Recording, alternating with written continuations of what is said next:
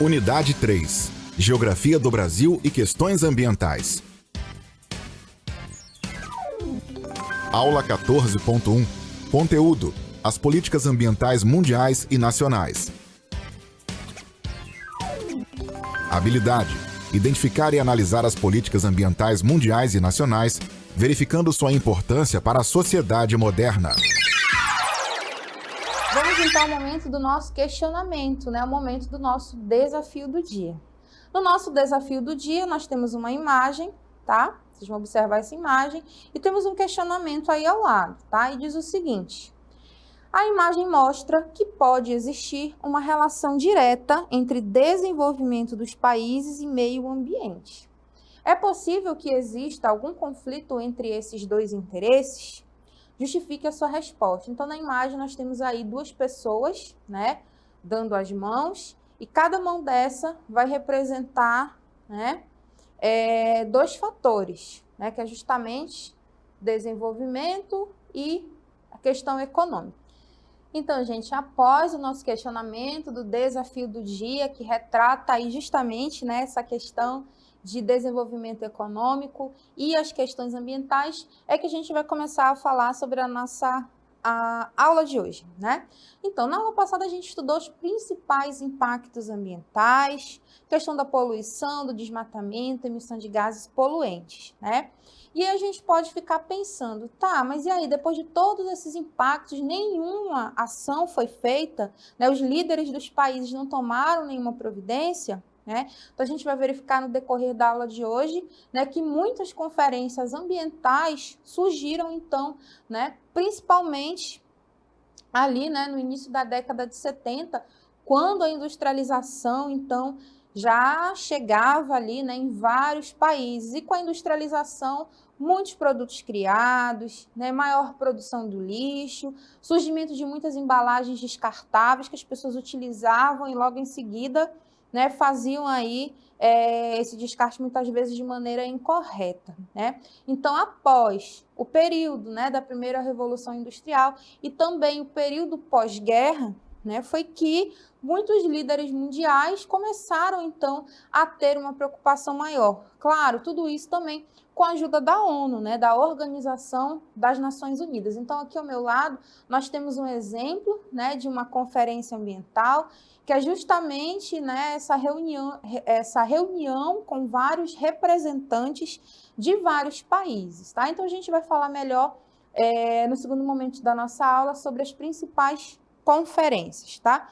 Para a gente continuar a nossa aula, vamos então falar sobre as interferências humanas no ecossistema, ou seja, de que forma nós, né, acabamos contribuindo de forma negativa, né, para que haja aí uma alteração no ecossistema. Então, vamos lá. Interferências humanas no ecossistema. Então, os impactos ambientais, né, que são causados aí pela humanidade, cresceram num ritmo muito acelerado, como eu disse a vocês ainda agora, mais precisamente após a primeira Revolução Industrial e o período pós-guerra, né? E aí, depois desse crescimento, né, desses impactos ambientais, houve uma necessidade, né, de se rediscutir o modelo de desenvolvimento existente no mundo atual. Tá, mas que modelo é esse de desenvolvimento existente que temos hoje? Tá? É um modelo consumista, tá? Um modelo que se baseia ali na compra. Na imagem, vocês observam aí, né, o lixo tecnológico. Hoje, com essa questão da tecnologia aí a todo momento se renovando, né, em alguns países desenvolvidos é comum, né, essa produção exagerada do lixo tecnológico, principalmente por conta do modelo de desenvolvimento existente hoje, que é o modelo consumista, compra, né, muitas vezes sem a necessidade. Então, a gente vai interferir nesse ecossistema humano de várias formas. Então, vamos observar aqui ao meu lado o primeiro exemplo, tá? Temos aqui a exploração florestal, tá? É um modelo de interferência humana, tá? Mas vocês podem estar se perguntando, mas professora, os países precisam fazer exploração florestal. Sim, realmente precisa, mas é uma exploração florestal legal, autorizada por lei, é uma exploração florestal, né, que tem essa autorização e que também trabalhe posteriormente, né, com o reflorestamento, tá? A gente sabe que a extração dos recursos naturais, ele é necessário, mas também, mais do que extrair, é necessário seguir ali o desenvolvimento sustentável. Outro exemplo que nós vamos verificar, então, aqui ao meu lado, é o despejo inadequado de plástico, tá? Então, essas garrafas plásticas aí, elas não pararam, tá? Ali sozinhas. Consequentemente, o que pode ter acontecido, né? Uma grande chuva e depois essas garrafas ali foram despejadas de maneira incorreta, né? E foram embora aí com a chuva relativamente forte. O problema disso é que uma garrafa PET dessa, ela pode levar em média ali 400 anos para se decompor, né? Então é aí que entra as práticas de reutilização e também de reciclagem. Outro exemplo que a gente vai ver aqui ao meu lado, olha só, são peixes mortos por conta da poluição. Tá aí uma imagem do Rio Tietê. Hoje já é feito todo um trabalho, né, no Rio Tietê para que haja, né, esses impactos ambientais de forma menos elevada, né, vamos dizer assim. Então, isso lembra muito o que a gente comentou na aula de ontem. Utilização de mercúrio, chumbo, cianeto, né, resíduos industriais, resíduos domésticos que a todo momento podem chegar, então, né, a essa área aí de rio e contaminar, né, espécies e causar, a morte. Okay? Então, essa questão ambiental, ela é necessária que seja levada a sério. Então, vamos lá. Questão ambiental, como o mundo estava em 1960, né? Para que os governos, então, começassem a pensar nessa questão ambiental. Então, o que acontecia em 1960, né? Nós tínhamos aí, né, os modelos do capitalismo e do socialismo. Nessa época, os países eram chamados países de primeiro mundo, países de segundo mundo, países de terceiro mundo, tá? Então, nessa época, os países de primeiro mundo eram chamados países desenvolvidos. Muitos países europeus, o próprio Estados Unidos, o Canadá, né? E esses países de primeiro mundo, eles já apresentavam problemas ambientais, tá? Já os países de segundo mundo hoje são chamados de emergentes. México, Argentina, Brasil, por exemplo, tá? E nesses países de segundo mundo, o que estava acontecendo? O que queria, né, que acontecesse? Acelerar o processo de industrialização, né? Aumenta aí o processo de industrialização que nós queremos desenvolver. E nos países de terceiro mundo, que hoje são chamados de subdesenvolvidos ou em desenvolvimento, o que acontecia? Um desenvolvimento agressivo ao ambiente, os impactos ambientais realmente elevados e agressivos. Já em 1970, como estava então essa questão ambiental? Em 1970, olha só, já tinha aí um crescimento econômico, justamente porque muitos países já estavam ali, né, nesse processo de industrialização, tinha o boom, a explosão demográfica, né, muita gente, né, em várias áreas urbanas. Com muita gente, começou também a exploração de recursos naturais para dar conta de tanta gente, de tantas indústrias, e com isso veio o quê? As consequências. Principalmente nessa época, a poluição do ar e da água e o desmatamento, né, para fazer a extração desses recursos, tá? Então, era necessário começar a pensar aí, né, numa forma de diminuir esses impactos. O resultado disso, né, foi o Clube de Roma, né? Foi, digamos assim, a primeira reunião e o primeiro estudo para falar sobre essa questão ambiental.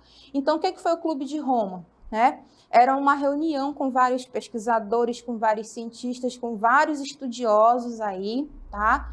onde eles publicaram, em 1971, um estudo do qual eles chamaram de limites do crescimento, tá? Nesse limite do crescimento, surgiu uma teoria do crescimento zero. O que era essa teoria do crescimento zero? O que defendia esse crescimento zero, né? Defendia, então, uma política de redução, tá? Redução de quê? Crescimento populacional e redução do crescimento econômico.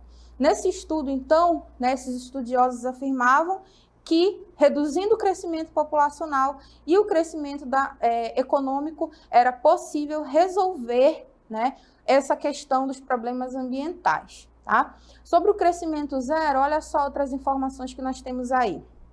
Tá? Tinha aí uma disputa, então, entre desenvolvimento capitalista de consumo, né, de compra, versus o meio ambiente. A proposta que o crescimento zero trazia, né, era estagnação total, era a paralisação total do crescimento econômico, tá? E a paralisação do crescimento populacional. E o objetivo disso era o quê? Impedir tragédias ambientais no mundo todo. Só que isso não agradou os países subdesenvolvidos. Por que não agradou? Porque esses países, então, eles estavam buscando justamente o desenvolvimento. Então, esse estudo do crescimento zero teve muitas críticas. Como que vai desenvolver, né, com essa estagnação, né, de população e crescimento econômico? Então, tiveram várias críticas acerca desse estudo. Nossa aula ainda também, né, sobre as questões ambientais. Agora a gente vai falar especificamente sobre as principais conferências ambientais, né? A gente entendeu ali nesse primeiro momento, né, o que era uma conferência. Eu disse a vocês que é uma reunião, né, que tem aí vários líderes, vários representantes, né, de vários países, e discutem aí assuntos relacionados à temática ambiental, né? Questões como desmatamento, poluição, a questão da chuva ácida, preservação da biodiversidade, né? Então, tudo isso é discutido, trabalhado e abordado, né, numa conferência ambiental, né? Grande parte dessas conferências ambientais hoje, né, elas têm ali, então, uma certa organização, tá, da ONU, tá, da Organização das Nações Unidas, que é ela que justamente que vai montar essas conferências e realizar esses debates. Vale lembrar que muitas das conferências que nós vamos falar aqui nesse momento receberam muitas críticas, né? Por quê? Porque muitos estudiosos, muitos pesquisadores, muitos ambientalistas, o que eles afirmam? Que mais importante do que debater esses problemas ambientais é fazer, é ir para a prática, né? É conseguir fazer a redução desses impactos, é ter uma sensibilidade ambiental maior, né? Mas aí também vem um outro grupo de pesquisadores e falam a seguinte forma, né? Como nós vamos conseguir reduzir os impactos se a gente não debater sobre os problemas, né? Então, muitas das conferências aqui tiveram pontos positivos, né? E pontos negativos na visão de alguns ambientalistas e cientistas e teóricos, ok? Então, gente, depois do Clube de Roma, que a gente viu ali no primeiro momento da aula, né? Aquele estudo ali sobre o crescimento zero, né? Que foi em 1971, a gente teve, então, em 1972, a primeira conferência ambiental ali de organização da ONU, que foi a Conferência de Estocolmo, que a gente vai verificar a partir de agora, tá? Então, a Conferência de Estocolmo, tá, aconteceu em 1972, recebeu esse nome porque foi o local onde ela foi realizada, Estocolmo, na Suécia, tá? E abordou vários temas, reuniu aí aproximadamente 113 líderes mundiais, presidentes, primeiro-ministro, né, de vários países, né? Aproximadamente 113. Os principais temas abordados na Conferência de Estocolmo foi a chuva ácida, né, e o controle da poluição do ar, a emissão, né, de gases poluentes, o que fazer, como proceder, né, o que esses líderes poderiam fazer né? O que a população poderia fazer, de que forma agir para tentar reduzir esses impactos, tá? E aí, um documento relacionado em esfera global, né, foi discutido, foi assinado. Nesse documento, tinha aí temas ambientais que envolviam a preservação ambiental, a biodiversidade, a utilização dos recursos naturais, né, a extração desses recursos. Então, a Conferência de Estocolmo, em 1972, foi uma conferência muito importante, tá? Além disso, a gente vai verificar também que na Conferência de Estocolmo, tá, tinha uma certa divergência entre os países desenvolvidos e os países subdesenvolvidos, né, assim chamados na época também.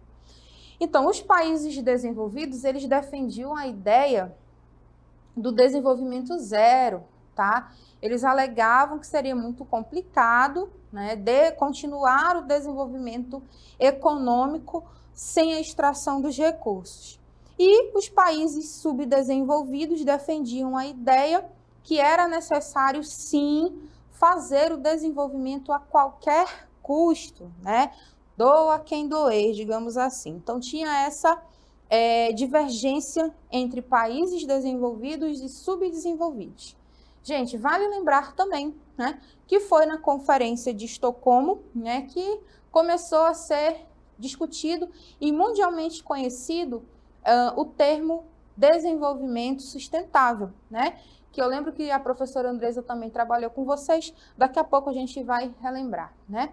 Desenvolvimento sustentável, muita gente ainda não sabe o real significado, né, do desenvolvimento sustentável, na prática o que é. E aqui no CMEAM, o que os nossos professores falam, então, sobre o desenvolvimento sustentável? Vamos observar, então, a opinião deles e daqui a pouco eu retorno com vocês.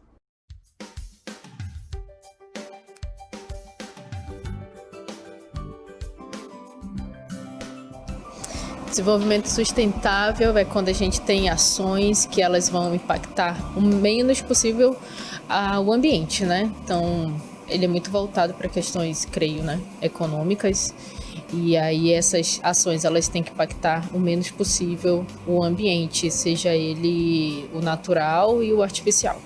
Desenvolvimento sustentável, creio que esteja ligado a algo que vai utilizar um espaço, um ambiente, aproveitar dali o que é interessante, o que pode ser aproveitado, respeitando a recuperação do espaço, que pode ser recuperado depois, se regenerar aquela região e voltar a contribuir com o meio ambiente.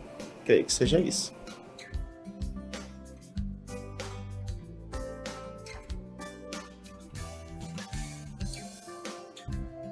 Olha, eu acredito que, por exemplo, quando eu vou adquirir produtos alimentícios, fazer feira, eu sempre procuro ir direto ao produtor, aquele que vai utilizar menos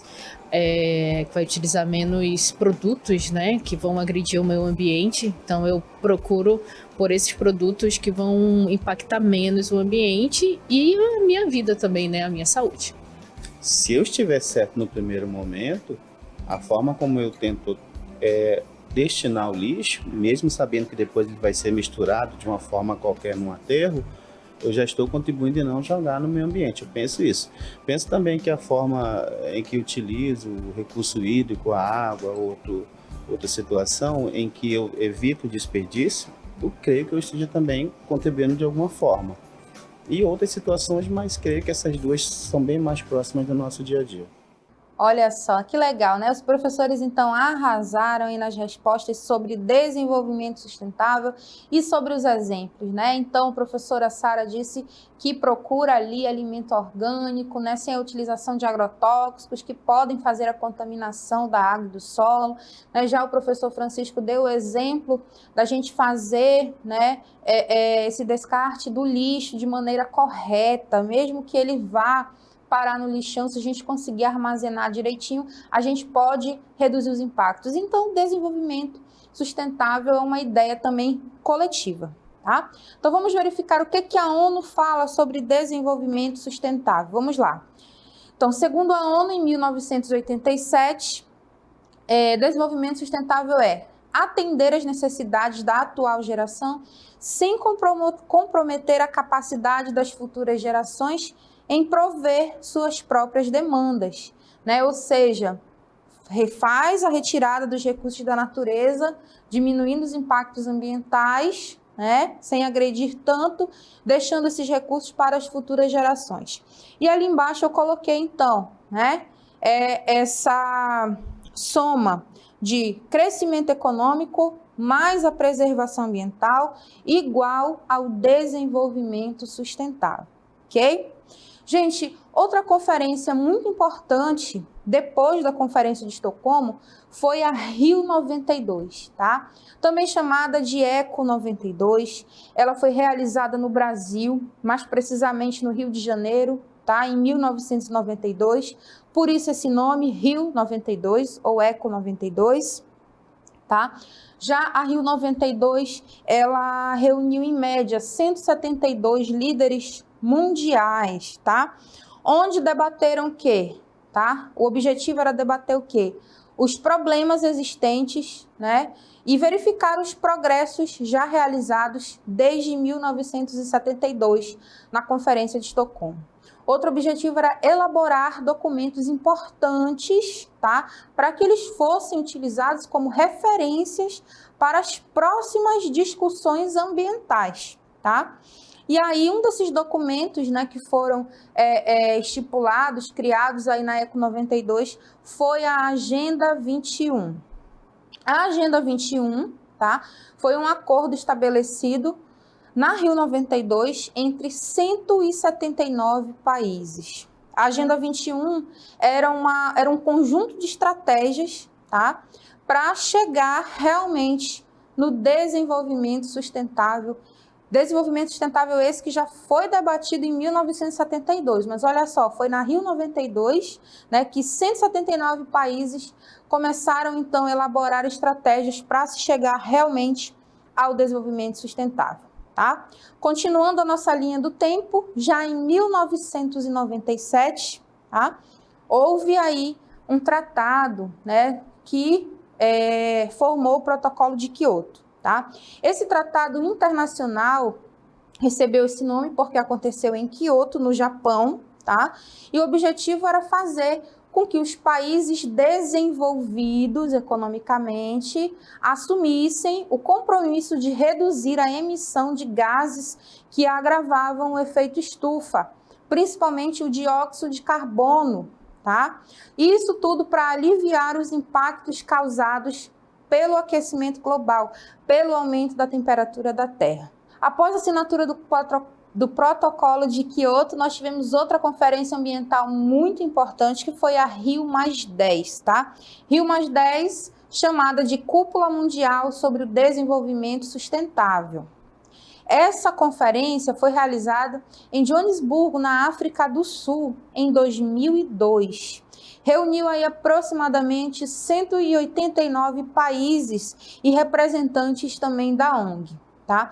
O que eles debatiam aí na Rio+10? Olha só, debatiam questões ambientais, como fornecimento de água potável, o saneamento básico nos países subdesenvolvidos, as fontes de energias renováveis, né? Energia solar, energia eólica, questão de saúde pública, agricultura e a utilização de agrotóxicos e a preservação, da biodiversidade, tá?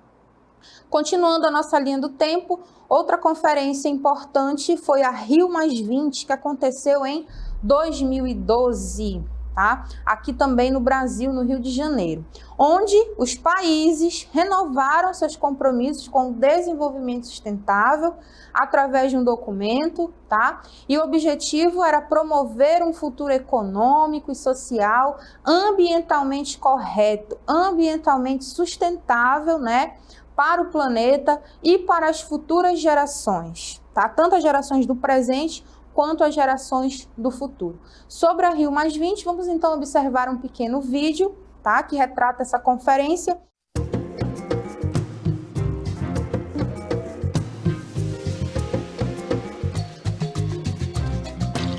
O IBGE divulgou nesta segunda-feira uma pesquisa inédita com os indicadores do desenvolvimento sustentável. Os dados revelam o que avançou e o que ainda precisa melhorar nas áreas ambiental, social e econômica no país. Ao meu lado, a presidenta do IBGE, Asmália Bivar, conversa com a gente sobre o assunto. Bom, presidenta, como o IBGE avalia esses dados?